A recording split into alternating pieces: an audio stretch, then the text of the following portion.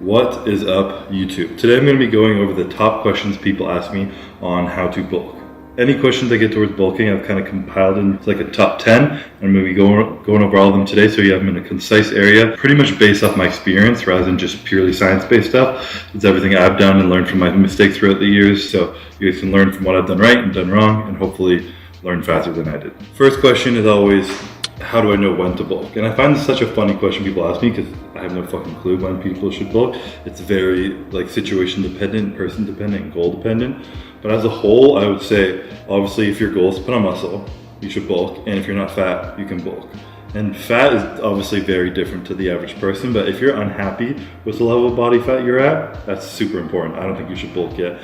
Come down to a body fat that you're happier with, maybe a little bit below even, and then work your way back up. But as a general rule of thumb, I like to be like around 12% body fat for men, maybe 18 to 20 for women, but having visible abs for men specifically, it's easier to gauge. So if my abs are still poking through a little bit, then I'm good to go, and I know I haven't bulked too far, or I'm good to bulk. Next question, tail off that last one, is how do I know when to stop bulking? And similar to when you know if you should bulk, if you start to lose your abs, or if you get too much of a high body fat percentage, I always struggle to say that, I got it that time, then you know it's time to slow down. There's a few other things, like when your appetite is absolutely like in the shitter, like you can't eat at all, it'll be tough to eat when you're bulking really hard. When it's completely gone, sometimes you need to just take a step back. If your lifts in the gym are plateauing, if your weight is stagnating, all these different things, it's kind of time to give your body a little bit of a break, whether it be for a week or a full cut. It kind of depends on your goals and situation, of course. But again, big thing is if you have some abs, you're still happy with how you look, you're not too fat yet, then you can keep pushing that weight. All right, so how to start? How to start your base calories, macros, meal plan, whatever it may be. The simplest thing that everybody needs to do, and this is Justin's quote, is he always says, what isn't measured isn't managed. So the more you measure, the more you can manage, the more you can adapt, and you know what changes you're making are causing the changes in your body. So the most important step of starting anyone's fitness journey really is tracking everything you eat consistently and calculate the calories and macros on that. Maybe do it for a week, take the average and see what it is, and weigh yourself during all those days as well. So if I'm 250 pounds, I'm eating 4,000 calories every single day, then my base to maintain 250 pounds is 4,000 calories. So if I want to lose weight, I'll go under that. If I want to gain weight, I'll go over that. Typically, you'll increase by like 5 to 10, probably like 5%, I would say. I usually go on more so like 300 to 500 calorie increase when I start a bulk. So if I'm resting at 4,000, I'll go up to 4,500. And then from there, you can count your macros through that. Obviously, most important if you're trying to bulk, put on muscle, is protein. And you don't need quite as much protein when you're bulking because carbs are actually protein sparing. When you're really low carb, your body is going to use protein for energy. Whereas when you're really high carb, you have all the carbs used for energy, so your body uses the protein to build muscle. Therefore, they help you spare protein. So when you're in that low carb deficit, your body's pulling from your protein source in order to make energy, not just rebuild. You need to add more protein to make sure that you're actually rebuilding properly as well as getting the energy from it. So I stick to a minimum of 1 gram per pound of body weight. Everyone knows that number. It's so simple, just stick to it, make sure you're at least hitting that, and that's what you prioritize. So then you take that. I'm 250 pounds, that's 250 grams of protein with 4 calories for every gram of protein. So multiply that by 4, you're already at 1,000 calories. And then if I'm trying to hit 4,000 calories total, then I'm going to take 20 to 30% of that total caloric intake and make that into fat. And then so whatever that is in fat, I'm not that quick at math, what is that? 20% of 4,000, 200, 800.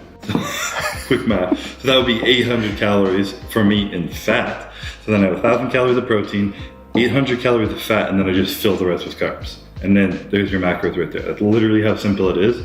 And the most important thing is to continue to track going forward. Make sure those are hidden with right and track your body weight. Look at yourself in the mirror, monitor your lifts. If things are moving in the direction you're happy with, just keep doing it. That's what's important. If you start to lose weight or you're not gaining weight fast enough, you add a little bit more calories and then you keep those ratios the exact same. You can play with that. A lot of people do better with higher carb or higher fat, and you kind of rotate through. Typically most people do that 20-30% fat. That's what's worked best for me. I enjoy eating a lot of carbs and not crazy amounts of fat. But also as I get to the end of my bulk and I'm eating like 6,000 calories, I'll start to just cover things in olive oil just because I need anything to get those calories in. So obviously, there's a place to start, but the number one thing in being successful at anything is knowing that you're not stuck between these confines. If it works for you, it works for you. That's all that matters. It doesn't matter if someone else tells you what to do, if I do it or not. If it works for you, you're making muscle. The other thing to take note when you're counting your protein, the 1 gram per pound of body weight, is there are some extreme cases where when people are really like underweight, like if you weigh 100 pounds and you're a male and you're tall and you're just really skinny, you might want to bump that up from the beginning. And if you're heavily overweight, so you're 400 pounds and you don't have that much muscle on you, you don't need 400 grams of protein. If you can eat it, I guarantee you will lose weight more efficiently, having more protein rather than fats or carbs in your diet. But it's not necessarily for putting on muscle. So if it's too hard to eat 400 grams of protein, if it's a lot of protein, then bump that down to something that's a little bit more appropriate, what you would guess your lean body mass would be, and then use that number. It's an estimate. Again, doesn't matter, you kind of play with things as they go. If you're really overweight, losing weight, all that really matters is that your calories are below what your basal metabolic rate is. All right, next question is what type of food to eat? Cheat meals, clean bulk, or dirty bulk? Rule of thumb for this, in my absolute belief, is whole foods are the most important thing. Something that grows from the earth, something that cavemen could eat, anything like that. Single ingredient foods are your best bet.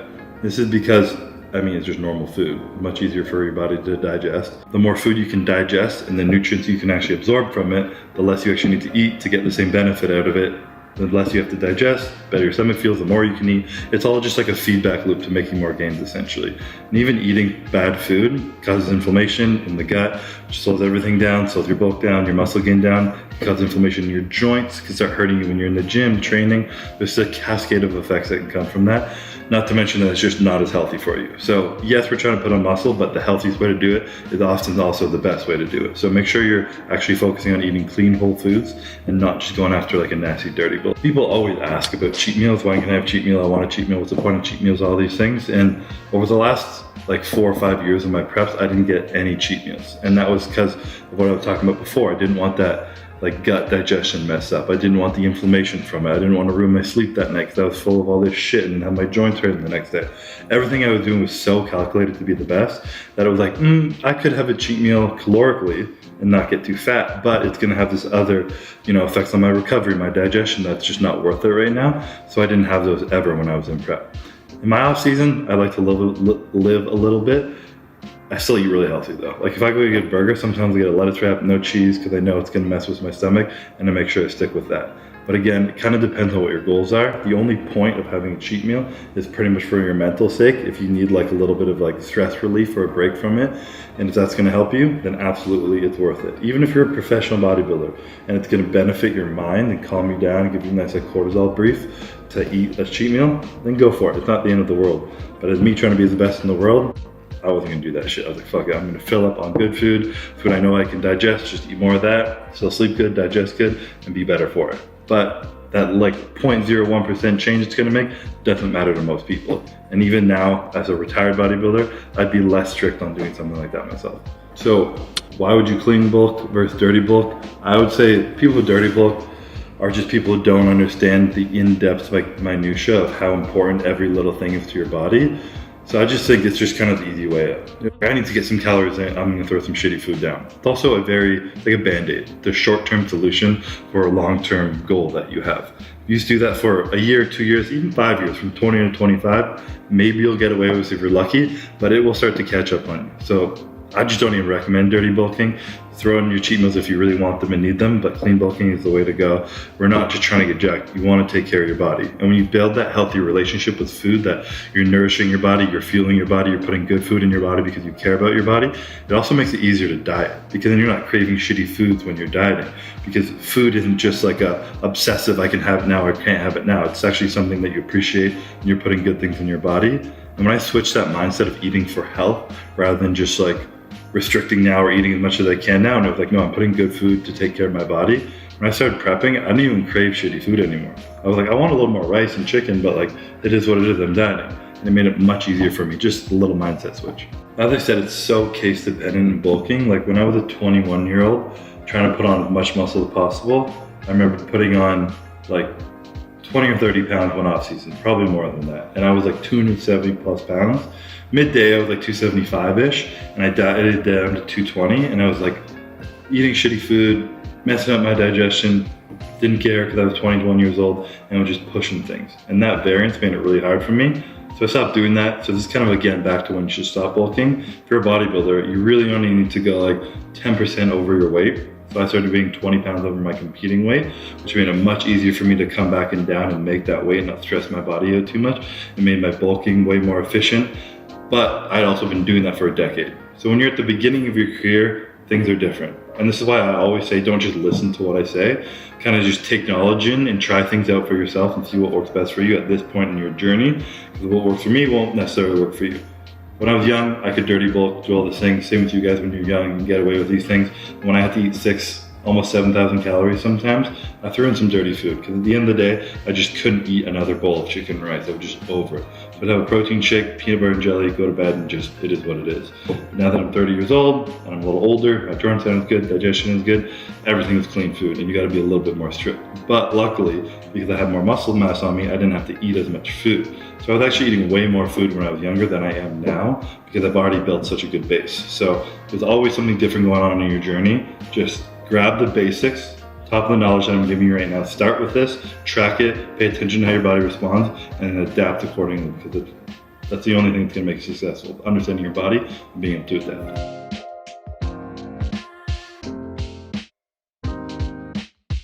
All right, so next question, we're in my personal supplement shop here, best supplements for bulking. Number one, gotta be creatine. If you're trying to put on muscle, creatine is the best muscle ever. It's good for your brain, good for energy, it's good for repair, it's good for putting on muscle. It's the most studied sports nutrition supplement ever. If you're not taking it, you're falling behind. There's so many other supplements that help build muscle, but specific to bulking and trying to bulk hard, number one thing I would say is digestion. I have a pretty good array of digestive supplements that you use at different times. One specifically is a glucose supplement, a GDA, glucose disposal agent, typically chromium, berberine, and a few other things in there that help. And this just helps your body actually utilize all the carbs that you're taking. I never took insulin as a bodybuilder. Some people dabble in that. And it's such an anabolic hormone because it allows your body to use more food and shuttle it into your muscle. So there's more natural supplements to take. Like I said, Honey makes one called Evolog that has digestive enzymes and a bunch of GDAs in it. Revive has one called Glucose. That's a stronger version of just the GDAs. Super helpful. You just take them with every single meal. Super easy to take. Other than that, like I said, the digestive enzymes as well as betaine HCl. This bad boy right here. A lot of people don't have the proper stomach acidity for them to digest food, especially a lot of protein. When you're bulking like a bodybuilder, you're eating a lot of protein. So taking a supplement that helps like aid your gut essentially, so it doesn't have to work so hard itself, is super beneficial because the average person should not and does not need to be eating 5,000 plus calories a day. So you want to give your body as much assistance as possible to make sure, like I said, you're absorbing those nutrients, you're actually using them, and you're able to pass that food through you so you don't get bloated, you can't eat your next meal, and then you just start falling behind. So digestion is absolutely key, creatine, and anything that helps you uptake carbs. Other than that, of course, post-workout shake, protein powder. It's like the most basic supplement in the world, but it's so helpful. Do you need it? Absolutely not. Can you get away without it? You're damn good if you can, because I've always needed it, both through prep or in off season. And I still really believe that a post-workout shake is extremely important. I like to get my EAs mid-workout still, and then right after my workout, or at least soon, getting in like 50, 75 grams of carbs with 50 grams of protein. And I take that all in powder form. It's just super easy to get down. I can eat again an hour later. I know people are like, oh, the anabolic window doesn't matter or whatnot. Maybe it doesn't. It probably doesn't if you're getting all your food in, but if it makes me 0.5% better or 0.1% better, I'm going to do it. I'm a professional bodybuilder and I want to take everything I can. And it's not that hard to drink a protein shake after you work out. And to be able to get that protein in, it starts your anabolism immediately. Your body's not breaking down tissue anymore, you're rebuilding it. Your recovery gets in immediately. Your cortisol drops because your body's starting to get into a rest and digest phase, which actually also helps your recovery. And the quicker you get in, the quicker you can eat a meal after that, and then go to bed earlier to get good sleep. So all super important things to help your gains and some benefits of supplements.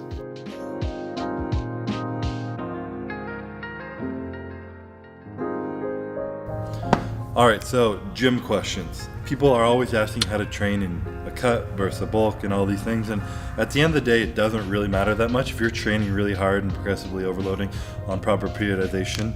Following my app and you're doing all the stuff you already know. But at the end of the day, it doesn't matter that much.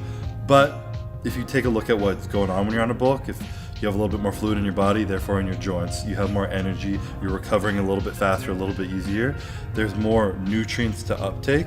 And a lot of people think lift really heavy in this phase, and yes, you should lift really heavy, but the thing you can actually get away with more so is doing more volume, more intensifiers, just a higher level of hypertrophy.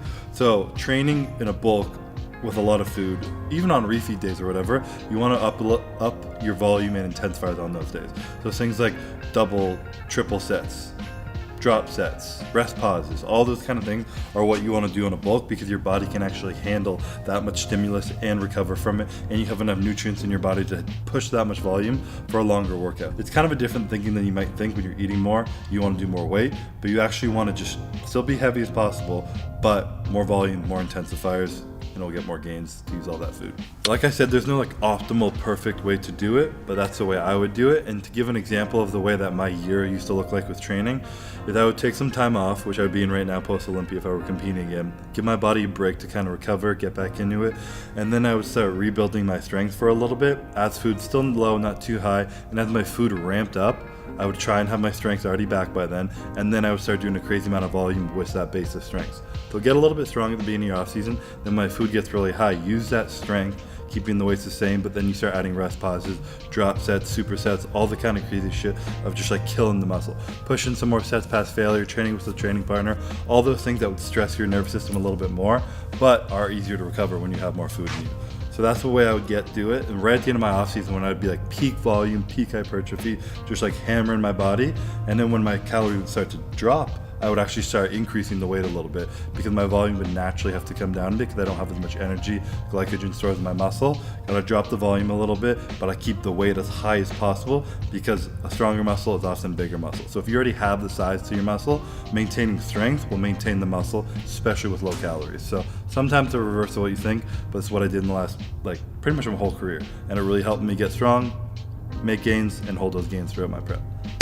All right, next question, should you do cardio on a bulk? Like I said, everything is person specific, but if I had to give an overarching answer, it would be yes. For many reasons, especially as a bodybuilder, the bigger you get, you want to take care of your heart. Obviously, cardio is a way to have the best heart health. So keeping up with that is super important, but also not caring about your health. If your goal is just to eat more, cardio helps you eat more. The amount of calories you're gonna burn from doing 20 to 30 minutes of cardio is nowhere near what you can eat. You can have a bite of a sandwich and overcome the amount of calories you do in 20 minutes of cardio. So it's really nothing to be afraid of. A lot of people are like, I'm trying to eat huge, I don't wanna do cardio because I don't wanna sacrifice gains. That's complete bullshit. Unless you're running marathons, biking 2 hours fasted, or doing anything, you're not gonna be losing any muscle. There's a few tips that you can do, like if you are doing fasted cardio because you love doing it in the morning, I would 100% recommend taking an amino before that, just so you're not burning through muscle. Your body at least kicks in protein synthesis, at least get 3 grams of leucine, 2 scoops of EAs or something, and you're good to go. Also, one of the easiest things to do, and this is the Stan Efforting thing he used to always talk about on his diet, is doing a 10-15 minute walk after every single meal that you eat. You're not gonna burn through the food that you ate. I promise you're not even gonna be close to it. But what it is gonna do, get your digestion going, lower your blood sugar, help your insulin a little bit, allow your body to actually utilize those nutrients that you put in your body, and then eat quicker in your next meal. Like sometimes you eat a lot and you just wanna lie there and you feel like crap, like after Thanksgiving you just wanna pass out. But if you actually go for a walk, your body will start moving that food through you quicker, and then you can eat again quicker. It's gonna help your insulin levels, which will help your body uptake the food better. So there's a lot of benefits that come into it. So cardio, good for your heart. It's actually gonna help you eat more, and it just helps move the food through you. So I 100% recommend cardio on a bulk. I wasn't always the best at keeping up with this, if I'm being completely honest, but I did notice to a T, in the years where I didn't do cardio, but I ate as much as I could, my appetite wasn't as good, and I put on fat quicker. Not muscle, but fat. When I was doing a good amount of cardio, I could eat more, I felt better, and my body was utilizing it for muscle better than it was at adding fat. So I just noticed a different body composition when my body was doing, when I was choosing to do cardio in my off season. So in the end, when I was doing it all the time, I felt way better, and I absolutely recommend it to everyone, whether you're skinny, fat, whatever.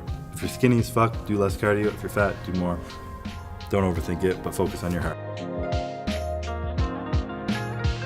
All right, so another question I always get asked is around how fast should you gain weight? How do you know if you're getting too fast or too slow? And again, everything is so person dependent. It's so hard for me to even answer these, but I'm trying to give you guys something to go off of. So take what I say and apply it to yourself in real life and adapt it. But I would say in the range of 0.2 to 2 pounds a week is like good. It's great for gaining muscle. Again, that could be from a beginner to someone who's advanced. So when I was young and I was like 18 years old training, I could probably put 2 pounds of muscle on if I really bulked and trained hard and went efficient, and it was incredible. It was amazing. And now over the last 4 years, I've maybe put on 4 pounds of muscle doing what I've been doing, and I've been struggling to do that. And that's me guessing, because I'm always a little bit leaner and not as lean, so it's like my stage weight is variable, but it's really hard. So it really comes down to a lot of different things, but I think what's super important is having a high standard of which you hold yourself to. So your norm of how you look, you should be proud of how you look. You're working it to feel good, to look good, to be good. So you want to be happy with how you look. So if you start from a leaner spot and you bulk and you don't want to change too much from that, you're not going to be too fat, obviously, versus if you start from a fatter spot, you get a little more fat, you're more fat than that. So having that norm, that high standard to which you hold yourself to, now you're proud of how you look, is super important when it comes to these things. It's hard to manage tracking body fat with clips or BMIs or all these things. So if you're taking constant check-in pictures of yourself, put your weight beside it, the amount of food you're eating with that, and you're following along those things and you're seeing how your body's adapting, you're much better off than just like guessing what's going on. And obviously gaining weight, there's so many variables it could be. When you first start bulking, you know, your glycogen stores are filling up, you're holding on to more water, carbs make you hold on to more water, creatine sometimes can, but then it typically levels out, so don't stress about that, I don't want to say that. But there's so many different things that can make you hold on to weight that aren't just fat or muscle. Well, water, fat, or muscle are the main top 3 that it's going to be. So you really need to be careful of what the difference is. If you bulk for a year and you put on 20 pounds and then you diet down and you lose 19, for the average person, that's not a very good bulk. If you're like an elite bodybuilder, then you're doing all right. For the average person, you probably didn't need to put that 20 pounds on to gain 1 pound of muscle. So try and like just even that ratio out. Again, I hate giving numbers, but if you're putting on 10% in a year, you're doing pretty good for yourself, depending on the level at which you're at. Just keep watching yourself. Don't let yourself get too fat. Be happy with how you look. Monitor your breathing, your heart rate, all these different things are super important. How you feel, how you look, end up going to the final result. So it's all important. All right, next thing is how long should I bulk for? Minimum time to put on muscle. If you put on muscle, you put it on muscle. But there is the longer period of time you're holding it, the less likely you are to lose it when you cut really hard. So that's something to take into account. If you bulk for 2 months and then you cut really hard, you're probably going to lose a good amount of that muscle. Versus if you're someone who's been holding on to that muscle for a year, 2 years, 3 years, or a 6 month versus a 2 month bulk, you're more likely to hold on to it. So just take that into consideration. I personally liked a longer bulk because I didn't feel like I had to force it as hard and have to put a bunch of food in really fast. I could slowly taper up 250, 300, 400 calories at a time. As my body would plateau, I would just add a little bit more food, and my body wouldn't put on fat as quick. The slower the change you make, the more likely you are to put on good weight rather than just fat. So understand that, take your time. The longer you hold it, the longer your body's going to maintain it. Also, again, it's super important to be specific on what your goals are and definitely not goal hop around. If you're like, oh, I want to bulk, and you bulk a little bit and your abs are a little less shredded, I want to cut, and you start cutting a bit, and like, I want to be bigger, and you start flip-flopping back and forth, you're going to make zero progress, and there's no point in doing that. So start something and commit to it and understand what your goals are. If your goals are to put on muscle, but you hate when you lose your abs, then do a really slow, long bulk, very slow increase of calories. Make sure your abs are staying there. Stick to training your abs, stick to doing your cardio, eating good food, no inflammation. You won't hold on as much water. You won't look as chubby. You will feel better. All these different things. If all you want to do is put on as much muscle as fast as possible, you don't give a shit, that's the type of person who pushes it a little bit faster for a little bit longer.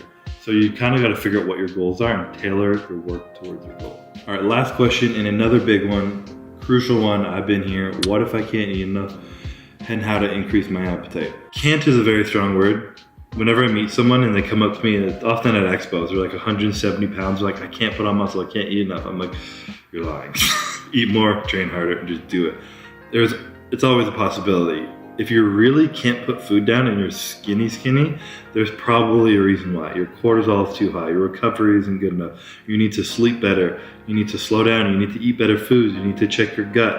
There's a reason why. People aren't just, that word hard gainer, people are harder than gaining than others, but there's no hard gainer who can't eat and gain weight. It's complete bullshit. You just have to do it, and it takes a long period of time. So the biggest thing is, I think, honestly, is like I mentioned, the cortisol, sleep, recovery. If all that stuff is on point, your body can take in food. There's people you hear about stress eating and people who, there's no term for it, but people when they get stressed, they forget to eat all day. A week will go by and they eat 1 meal a day maybe, just because they're so stressed out all the time. When your body's in a fight or flight state, cortisol is running through your body, it's not ready to rest and digest. That's why people say rest and digest.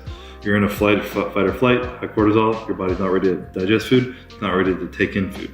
So it's super important to eat in a calm state, to like be in a relaxed state as often as possible, to get your sleep in. Sleep and rest and low cortisol is like the secret to bodybuilding. My ability to like lower my stress at times when I was in prep literally won me Olympias. It's so crucial, and it comes in so importantly into bulking as well. So yeah, I would say that's the biggest thing, especially post-workout. When you're training, you're at a high level of stress, which is important. You're putting your body through a stimulus, and the quicker you can switch your body from fight and flight into rest and digest, the better you're doing. So after a workout, if you can like meditate, chill, get your protein in, listen to vibing music on the way home, don't just get on your phone, go back to work, stress yourself out with some stuff, just like calm your nervous system. You'll be recovering better and you'll be able to eat and absorb more nutrients after that workout. Super important. On top of that, just a little tip, trick that everyone knows to do, smoothies. If you're eating your meals throughout the day, understand your meals that you can get. Nutrient timing is so important. Pairing that with smoothies, it's the secret. If you figure out your body's nutrient timing of when it can absorb certain foods, certain meals in the best way, you're gonna crush it. Me, I like having low carbs in the morning because my entire appetite for the rest of the day is bigger. A lot of times I used to think, I need a 1500 calorie breakfast to get these calories in so I don't need as much later in the day. But then I can't eat my meals later in the day and I screw myself. But if you have a high fat, low carb breakfast, your insulin levels are actually more consistent throughout the day rather than spiking and dropping and peaks and valleys throughout the day. So it's a lot healthier for your body and easier to eat your meals later on in the day. So high fat, whole food, high protein breakfast. Start getting your carbs in around your workout. Bulk of your carbs would be pre and post workout. I could handle them pre and didn't make me tired, so it's completely fine. And at some point in the day, have a massive smoothie. I liked having mine later in the day. If it didn't fill my stomach up too much before sleeping, you throw in some intra-workout carbs, some protein powder, some whole eggs for some real nutrients, some oats if you want, some peanut butter, almond butter, whatever you want to throw in there, whatever your body digests great. Blend it all up, drink it before bed. You can get in easily 1200 calories into shape. And you don't need to get mass gainers and stuff like that because they'll just fuck your stomach up. Unless you can handle it, good for you, but I never could. So digest, or blend a bunch of shit up, drink a smoothie, digest it good, go to sleep, and get huge. So another big thing on that. Increasing your appetite, low cortisol, nutrient timing, big smoothies. Big 3. All right, so that's the bulk of these questions. I'm sure I rambled on a heavy amount. If you guys have any more questions, drop them in the comment section below. I'll add them to the next Q&A that we do. But yeah, these are the biggest tips and tricks I can say that I've done. I've gone through many different phases of my career, bulking really hard and not bulking really hard. And again, I listened to so much knowledge over my career. I took in so much stuff and I tried so many things. The only thing that stuck were what worked for me. You have to like flow with things. You have to like treat bodybuilding like the art it is and understand that there's so many nuances to it that it's dependent on each specific person and only you can figure that out for yourself because only you know yourself. So trial and error, pay attention, track things, what isn't measured, isn't managed, lock it all in and get fucking huge. So that's it. Thank you guys for watching. I'll see you next time. They been on their ass, bitch, I'm on the rail. I wrap it, I bag it, I pack it for sale. Got feeling on speed out, I hit me to chill. I give it a thrill, I put it on film. Niggas facade, get applaud, that ain't real. Come to my section and flex, we can tell. I got a show where she dipping them nails. I'm flipping my L's, I know they could tell. I did it too major, they hit me for favors. Been him since the cable was cut in the cradle. What's up, only right that I do.